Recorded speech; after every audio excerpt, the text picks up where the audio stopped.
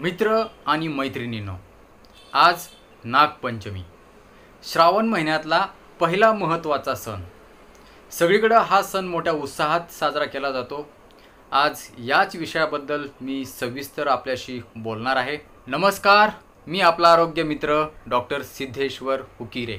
Bittu Kittu production या YouTube चॅनलमध्ये आपल्या सगळ्यांचं मनापासून स्वागत करतो.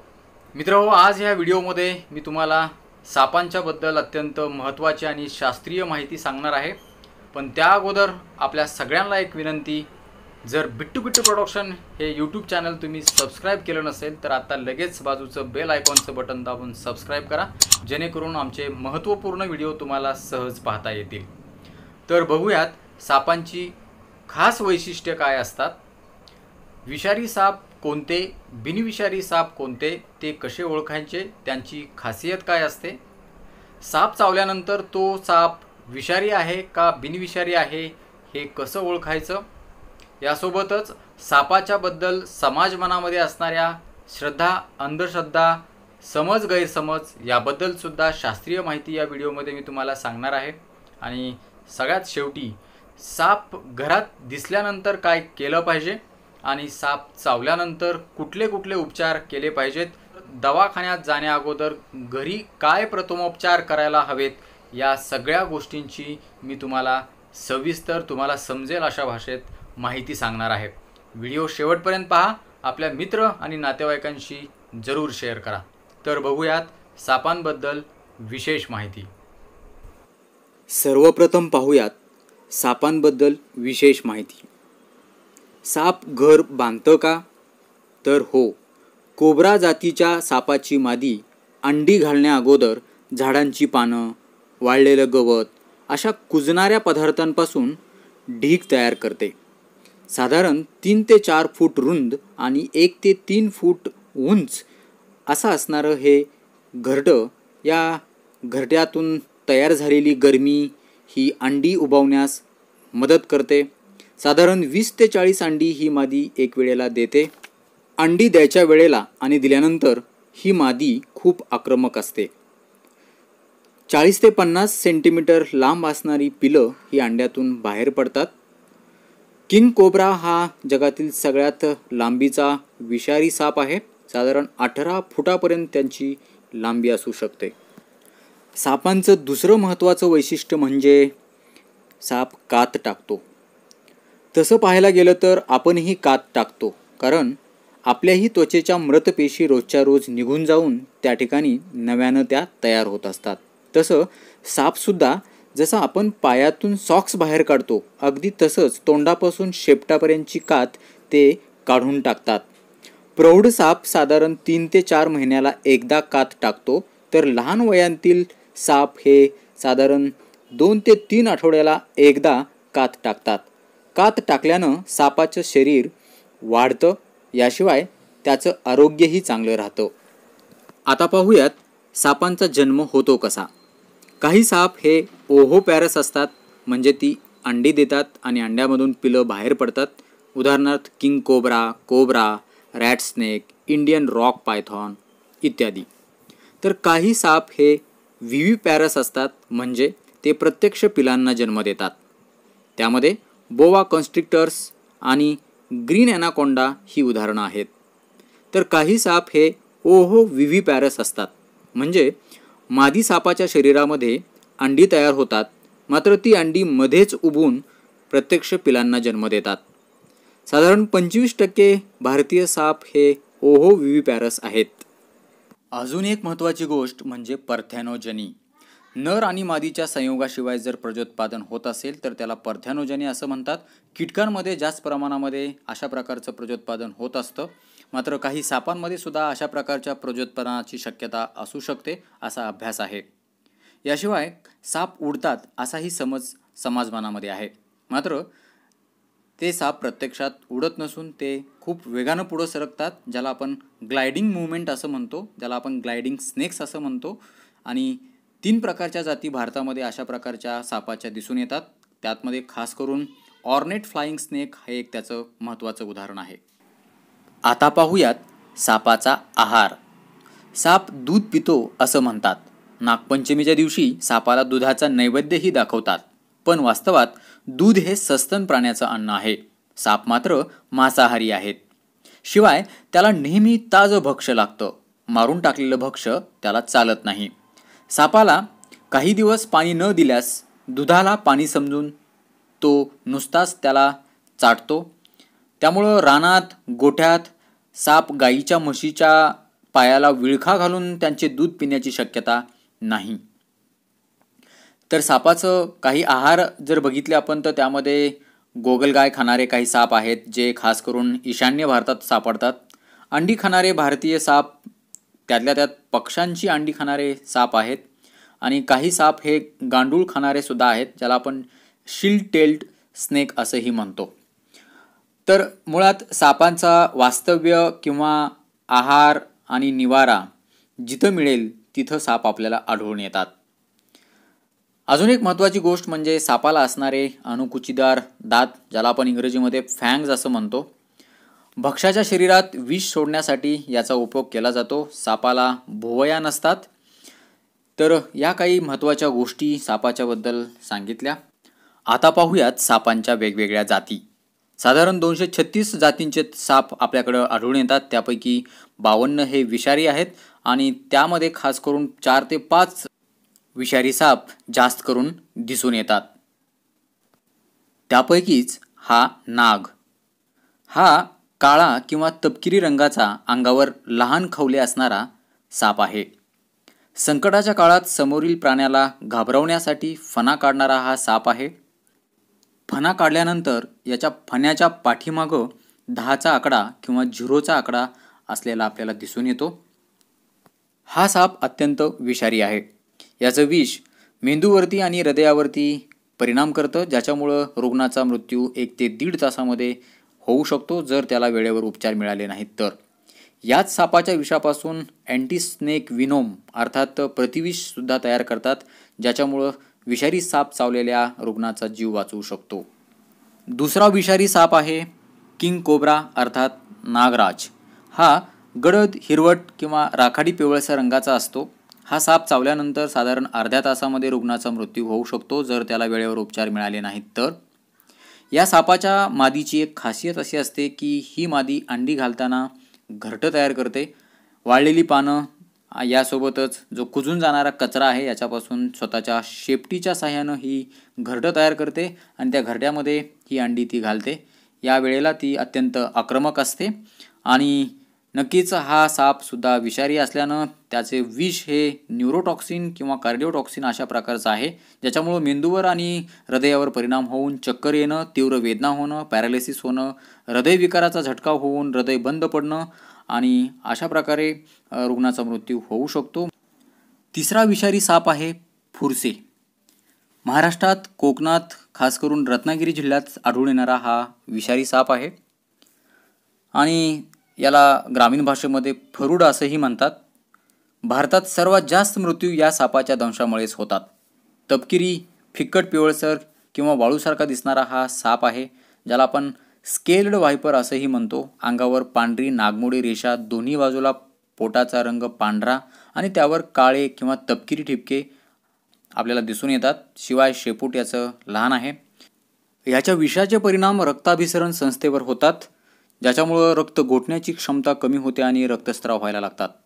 रक्तस्राव खूप मोठ्या प्रमाणामध्ये झाल्यामुळं रक्तदाब कमी होतो, किडनी फेल होते आणि रुग्ण दगावतो. म्हणून हा साप अत्यंत घातक आहे. तिसरा विषारी साप म्हणजे मण्यार. काळसर निळा दिसणारा, अंगावर पांढरे खवले असणारा. हे खवले शेपटीच्या भागाकडे जास्त असतात तर डोक्याच्या भागाकडं कमी असतात. खास करून निशाचर म्हणजेच रात्री बाहेर पडणारा हा साप आहे. चपळ आहे. जिभेद्वारे विष आपल्या भक्ष्याच्या डोळ्यामध्ये तो फेकतो आणि भक्ष्याला आपल्या कब्जामध्ये घेऊन त्याला तो फस्त करतो. याचं विष जर बघितलं तर ते नागापेक्षा 15 पटीनं जहरी आहे आणि हे न्यूरोटॉक्सिक आहे. हा साप चावल्यानंतर रुग्णाला तहान लागणं, खूप तीव्र स्वरूपाचं पोट दुखणं, श्वास घ्यायला त्रास होणं अशा तक्रारी दिसून येतात. पुढचा विषारी साप आहे घोणस. महाराष्ट्रातील 4 विषारी सापापैकी हा एक महत्त्वाचा साप आहे, ज्याला आपण रसेल्स वायपर असंही म्हणतो. करड्या रंगाचा दिसणारा, अंगावर साखळीसारख्या दिसणाऱ्या 3 समांतर रेषा आणि याची एक महत्त्वाची खासियत म्हणजे कुकरच्या शिट्टीप्रमाणे हा आवाज काढतो आणि याचं जे विष आहे ते रक्ताभिसरण संस्थेवरती खास करून परिणाम करतं, ज्याच्यामुळं रक्त गोठण्याची क्षमता शरीराची कमी होते, ज्याच्यामुळं शरीराच्या अंतर्गत भागात याशिवाय नाक, कान, डोळे, गुदद्वार, लघवी या जागेतून रक्तस्राव होतो आणि रक्त खूप मोठ्या प्रमाणामध्ये कमी झाल्यामुळं रुग्णाचा रक्तदाब कमी होतो, परिणामी रुग्ण दगावतो. तर हे होते आपल्याकडं जास्त प्रमाणामध्ये आढळून येणारे विषारी साप. आता आपण पाहूयात बिनविषारी साप. आपल्याकडं विषारी सापांच्या पेक्षा बिनविषारी सापांचं प्रमाण जास्त आहे. त्यामध्ये प्रामुख्यानं अजगर हा सर्वात मोठा बिनविषारी साप. लांब असणारा, त्वचेवर मऊ चमकणारे खवले असणारा, पाठीवर गडद तपकिरी रंगाचे ठिपके किंवा पट्टे असणारा हा साप आहे. आपल्या भक्ष्यावर झडप मारून त्याला वेटोळा टाकून गुंडाळून आवळतो आणि मग तो भक्ष गुदमरून मरतो, मग तो त्याला लगेच गिळतो. अशा प्रकारचा हा बिनविषारी साप अजगर. पुढचा बिनविषारी साप धामण. याला आपण कॉमन रॅट स्नेक असंही म्हणतो. छोटे डोके आणि मोठे डोळे अशी याची खासियत आहे. गडद हिरव्या रंगाचा किंवा पोपटी रंगाची त्वचा असणारा हा साप आहे. साधारण उंदीर, घुशी हा खूप मोठ्या प्रमाणामध्ये खातो, त्यामुळं आपण याला शेतकऱ्याचा मित्र असंही म्हणतो. पुढचा बिनविषारी साप तस्कर. शांत स्वभावाचा असणारा, पकडायला आणि हातात घ्यायला एकदम सोपा, अंगावर पट्टे असतात. हे पट्टे साधारण चेस म्हणजेच बुद्धिबळातील पटांसारखे दिसतात. उंदीर, पाली, सरडा आणि पक्ष्याची अंडे खाणारा हा साप आहे. यानंतर गवत्या, ज्याला आपण ग्रीन किल बॅक असंही म्हणतो. हिरवागार दिसणारा साप. खालचा भाग पांढरा दिसतो व दोन्ही बाजूला पिवळ्या रंगाच्या रेषा असतात. गवतात किंवा हिरव्या झुडपात तो राहतो, त्यामुळं त्याचा रंग गवतात पटकन लक्षात येत नाही. शेपूट लहान असतं. पुढचा बिनविषारी साप पानसाप. गोड्या आणि खाऱ्या दोन्ही पाण्यात हा आढळून येतो, म्हणून याचं नाव पानसाप. मोठे बटबटीत डोळे आणि डोळ्याच्या मागच्या बाजूस काळी तिरकी रेघ हे या सापाचं खास वैशिष्ट्य आहे. चपळ असतो, तापट असतो. दंश केल्यानंतर खूप वेदना होतात, मात्र हा पूर्णपणे बिनविषारी आहे. यानंतर हरणटोळ. जंगलात आढळणारा, झाडावरच राहणारा हा साप आहे. हिरव्या, पिवळ्या, तपकिरी अशा विविध रंगामध्ये हा दिसून येतो. जीभ लांब असते. झाडावर माकडासारखा लटकून इकडून तिकडं उड्या मारू शकतो. यानंतर मांडूळ. लाजाळू स्वभावाचा, शांत असणारा, हालचाली मंद असणारा हा साप आहे. शरीर जाड असतं. शेपटी आणि तोंड जवळपास सारखंच असतं, त्यामुळे याला दुतोंडी मांडूळ असंही म्हणतात. लालसर तपकिरी रंगाचा हा बिनविषारी साप शेतांमध्ये आढळून येतो. यानंतर खापर खवल्या. अंगावर मोठे मोठे खवले असणारा अत्यंत दुर्मिळ प्रजातीचा हा साप. डोक्यावर केशरी रंगाचा किंवा गडद पिवळ्या रंगाचा डाग असतो. यानंतर कवड्या. अंगावर कवडीसारखी नक्षी असल्यानं याला कवड्या असं म्हणतात. हा सुद्धा एक बिनविषारी साप आहे. आता पाहूयात महत्त्वाची माहिती. घरामध्ये साप आढळून आल्यास काय करावं. घरात साप आढळल्यास त्याला न मारता जाणकार अनुभवी सर्पमित्रास फोन करून बोलावून त्या सापाची सुटका करावी आणि त्याला त्याच्या नैसर्गिक अधिवासात सोडून द्यावं. यासोबतच सापाला लपण्याच्या जागापासून शक्यतो दूर ठेवावं. उदाहरणार्थ कपाटामागे, अडगळीत किंवा बिळामध्ये, तसेच आतील बाजूस खोलीत जाण्यापासून त्याला रोखावे. साप पकडणारा सर्पमित्र येईपर्यंत सापावर लक्ष ठेवावं. घरातील लोकांना, पाळीव प्राण्यांना घराबाहेर सुरक्षित जागी हलवावं. आणि सगळ्यात महत्त्वाची गोष्ट म्हणजे स्वतः त्या सापाला पकडण्याचा प्रयत्न अजिबात करू नये, कारण साप पकडणं, ओळखणं हे माहीत असणाऱ्याचंच काम आहे. त्यासाठी विशेष प्रशिक्षणाची गरज असते. त्यामुळं अनावश्यक धाडस करू नये, नाहीतर ते जीवावर सुद्धा बेतू शकतं. तुम्हाला साप ओळखायचा असेल तर त्याचं दुरूनच निरीक्षण करा. उदाहरणार्थ डोक्याचा आकार, रंग, खवल्यांचा आकार, त्याची रचना किंवा त्याचा प्रकार इत्यादी गोष्टी पाहण्यासाठी सापाच्या फार जवळ जाऊ नये. साप चिडला जाईल, डिवसला जाईल अशी हालचाल किंवा कृत्य करू नयेत. सापाला हुसकून लावताना लांब काठी असावी, तारेचा आकडा असावा किंवा कपड्याचा हँगर सरळ करून सुद्धा त्याचा आकडा तुम्ही तयार करू शकता किंवा म्हाताऱ्या माणसाच्या काठीचा सुद्धा उपयोग सापाला हुसकवून लावण्यासाठी तुम्ही करू शकता. या आकड्यांचा उपयोग करून तुम्ही सापास उचलून घरापासून किंवा वस्तीपासून सुरक्षित जागेवर सुद्धा सोडू शकता. मात्र तुम्हाला त्याची सराव असेल तर किंवा त्याचं प्रशिक्षण असेल तरच. घरात चटकन सापडेल किंवा सर्वांना माहीत असेल अशाच ठिकाणी बॅटरी ठेवावी. संध्याकाळी साप आढळल्यास त्याच्या डोळ्यावर जर तुम्ही बॅटरीचा प्रकाश पाडला तर त्या सापाची हालचाल बंद होण्यास किंवा थांबण्यास मदत होते. त्यामुळे घरात इतर अडगळीच्या ठिकाणी साप लपण्यास प्रतिबंध होतो. आता पाहूयात सापांबद्दल असणारे समज आणि गैरसमज. साप डूक धरतो किंवा बदला घेतो असं म्हणतात. हे पूर्णपणे चुकीचं आहे. कारण एखाद्याचा बदला घेण्यासाठी तो व्यक्ती किंवा ती घटना दीर्घकाळ लक्षात ठेवावी लागते. पण सापाची बुद्धी तेवढी तल्लख आणि स्मरणशक्ती इतकी चांगली नसते. त्यामुळे ही केवळ अंधश्रद्धाच आहे. यानंतर साप दूध पितो असं म्हणतात. हे सुद्धा पूर्णपणे चुकीचं आहे. कारण साप हा सस्तन प्राणी नाही. साप हा पूर्णपणे मांसाहारी प्राणी आहे आणि दूध हे सस्तन प्राण्याचं अन्न आहे. सरपटणाऱ्या प्राण्याचं दूध हे अन्न नाही. यानंतर सापाच्या अंगावर केस असतात असाही गैरसमज आहे. तो पूर्णपणे चुकीचा आहे. साप हा सस्तन प्राणी नाही. सस्तन प्राण्याच्याच अंगावर केस असतात. नर नाग व धामण मादी यांचे मिलन होते का? तर नाही. सापाचे मिलन हे स्वजातीतच होते. हरणटोळ जातीचा साप टाळू फोडतो हे खरं आहे का? तर नाही. माणसाच्या कवटीची हाडं ही अत्यंत कठीण असतात. अगदी डोक्यावरील शस्त्रक्रिया करण्यास सुद्धा डॉक्टरांना तीक्ष्ण वैद्यकीय उपकरणं वापरावी लागतात. हरणटोळ हा साप अतिशय नाजूक आहे. या जातीचे साप साधारणतः झाडावर असतात. सापांना दंश करण्यास माणसाचे डोके जवळ असते. त्यामुळं हा गैरसमज पसरला असावा असा अंदाज आहे. सापाच्या डोक्यावर नागमणी असतो का? तर नाही. नागाच्या डोक्यावर कसलाही मणी नसतो. आतापर्यंत ज्या लोकांनी आपणाकडे असा सर्पमणी आहे असा दावा केला त्यांचे मणी प्रत्यक्ष तपासल्यानंतर एकतर हळदी कुंकवाचे खडे किंवा सर्प विषाचे सुकलेले स्फटिक कण आढळलेले आहेत. त्यामुळं हा पूर्णपणे चुकीचा समज आहे. यानंतर मांडूळ जातीच्या सापाच्या शरीरात हाडं असतात असं म्हणतात. ते खरं आहे का? तर नाही. सर्व सापाच्या शरीरात 200 ते 400 बरगड्या असतात. प्रत्यक्ष हाडं नसतात. साप पुंगीवर डोलतो का? पुंगी वाजवल्यानंतर साप बिळातून बाहेर येतो आणि डोलू लागतो असं म्हणतात. हे खरं आहे का? तर नाही. मुळात सापाला कान नसतात. त्याला फक्त जमिनीतून होणारी कंपनं जाणवतात व चाहूल लागते. त्यामुळं नुसती पुंगी वाजवून नाग डोलत नाही. गारुडी ज्यावेळेस पुंगी वाजवतो त्यावेळेस ती पुंगी हलली जाते आणि हलत्या वस्तूचा वेध घेणं हे सापाला चांगलं समजतं आणि ही सापाला निसर्गानं दिलेली देणगी आहे. त्यामुळं हलणाऱ्या पुंगीचा तो फक्त वेध घेताना डोलल्यासारखा भासतो.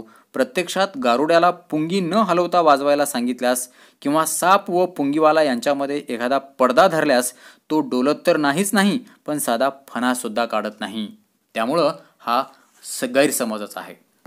रात्री शिट्टी वाजवल्यानंतर घरात साप येतो का? तर नाही. कारण सापाला कानच नसतात. त्यामुळं त्याला ती शिट्टी ऐकूच येत नाही. सापाला केवडा रातराणीचा वास आवडतो असं म्हणतात. ते खरं आहे का? तर हे सुद्धा चुकीचं आहे.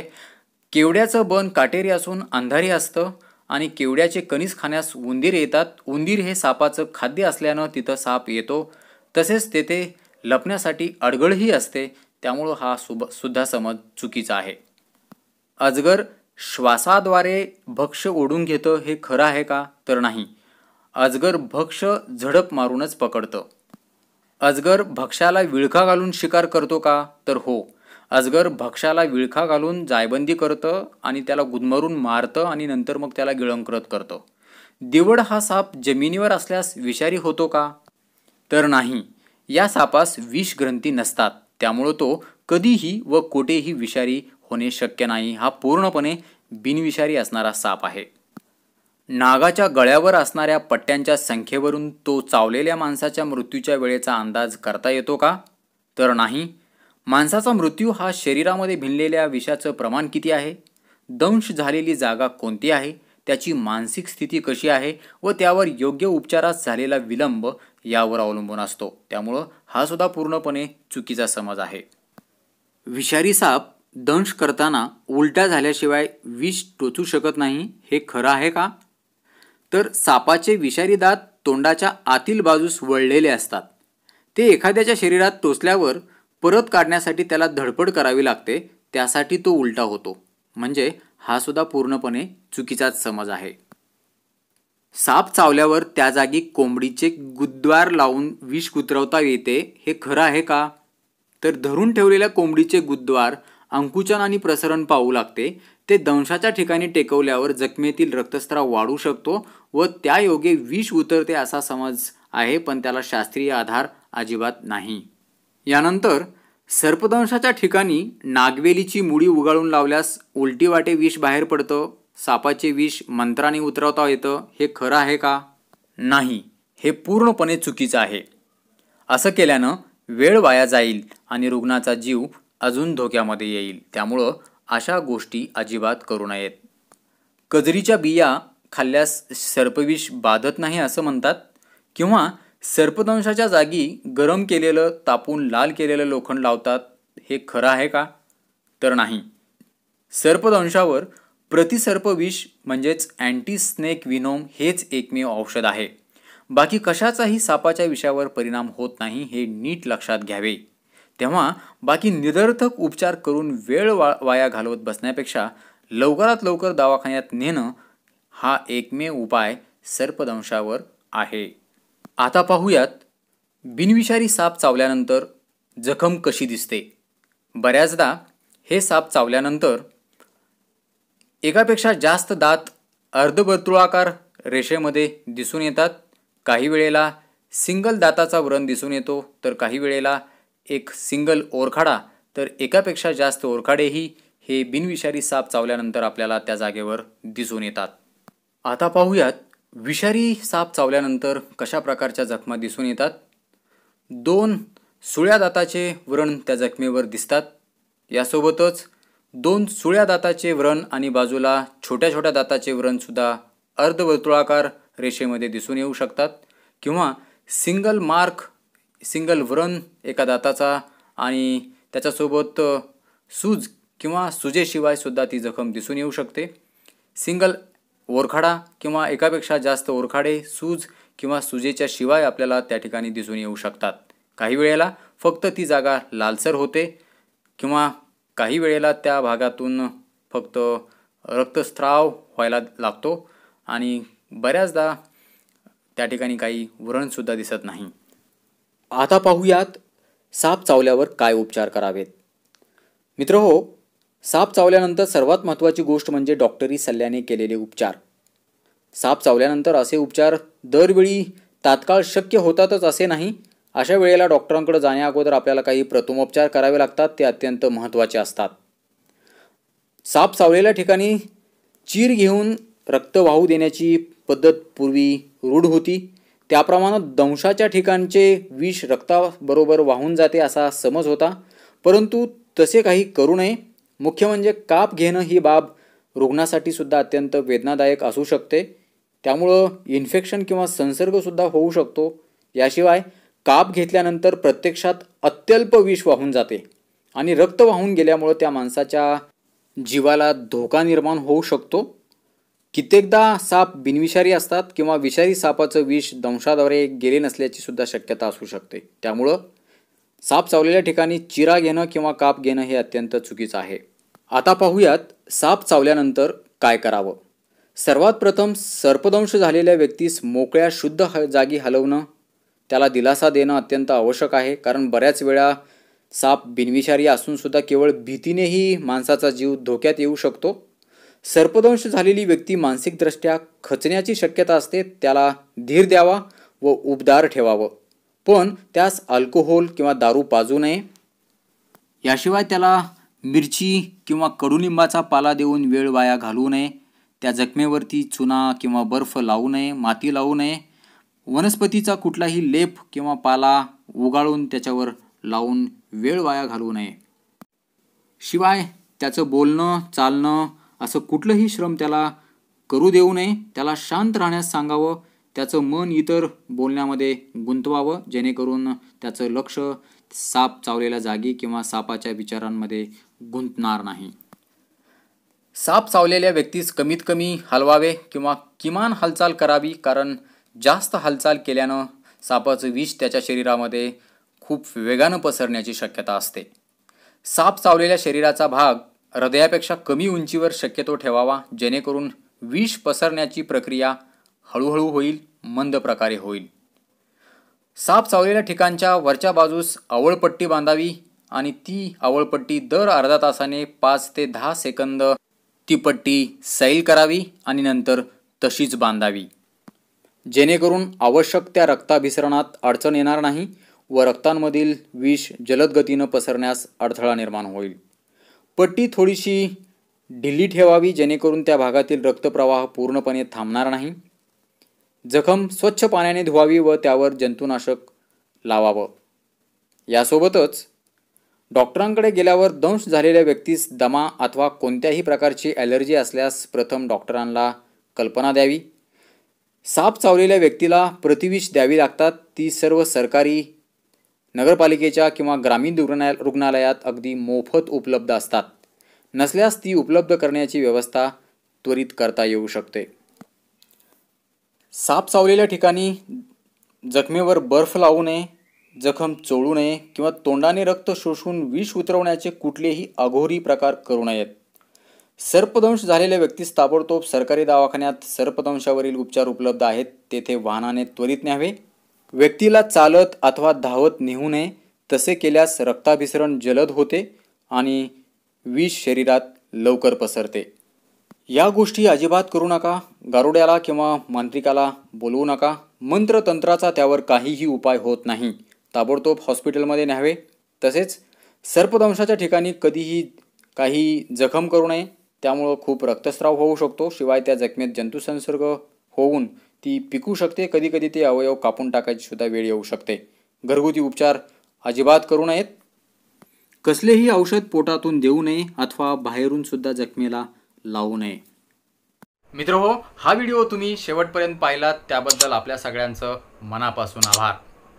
परत एकदा विनंती, आमचं चॅनल सबस्क्राईब केलं नसेल तर जरूर सबस्क्राईब करा. हा व्हिडिओ तुम्हाला आवडला असेल तर लाईक करा, कॉमेंट करा आणि आपल्या मित्रांबरोबर जरूर शेअर करा. लवकरच भेटूया नवीन व्हिडिओमध्ये नवीन विषयासह. तोपर्यंत आनंदी रहा, निरोगी रहा. धन्यवाद.